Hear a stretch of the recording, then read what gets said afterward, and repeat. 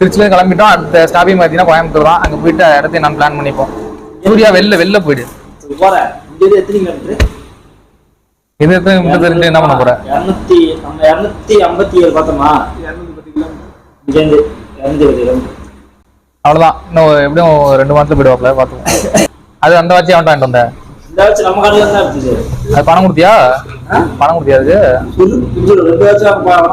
அது வெள்ள வாட்டுக்குன்னு புரியல. சிகரெட்லாம் உள்ள பிடிக்கூட வெள்ளவா?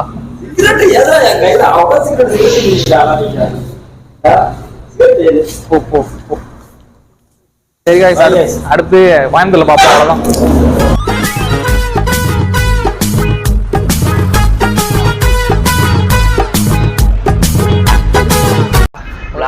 கோயம்புத்தூர் ரீச் ஆயிட்டோம்.